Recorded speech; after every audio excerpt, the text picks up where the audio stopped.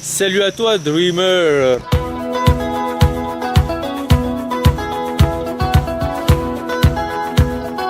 Aujourd'hui, nous sommes à Minca, autour de Santa Marta à 10 km et nous sommes en hauteur, donc le temps a considérablement changé, il fait déjà beaucoup plus froid.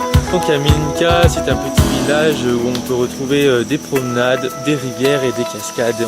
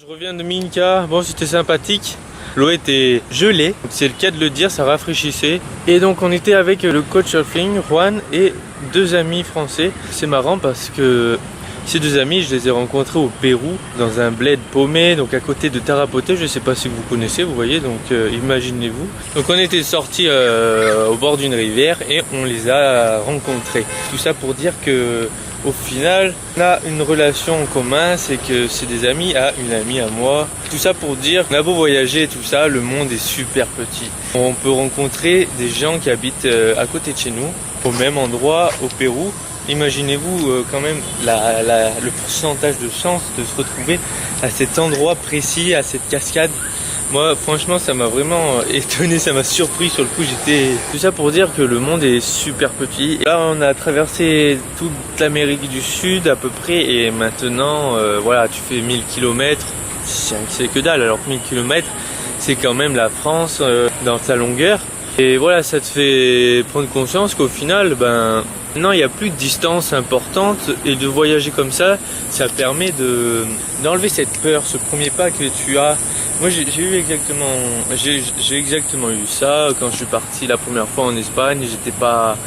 J'avais une boule au ventre, fallait que je fasse ce premier pas pour débloquer le reste. Il fallait que je fasse le pas pour enfin me libérer et voir qu'au final, c'est aussi facile que de conduire pour la première fois. C'est pareil, la première fois que tu conduis, voilà, tu passes les cours, t'as un peu peur et tout, mais après voilà, maintenant c'est une habitude. Et c'est exactement pareil, le voyage. On est dans une routine maintenant. Pour moi, j'ai aucune peur maintenant. J'ai envie de faire le voyage, tac.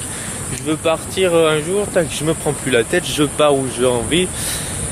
Voilà, maintenant ça a facilité les choses, donc je regrette pas du tout d'être parti. Maintenant, une année c'était peut-être trop, mais j'ai vu du coup les avantages et les inconvénients de voyager comme je l'ai fait. Et maintenant voilà, il y a juste à régler les pour et les contre, garder plus les pour.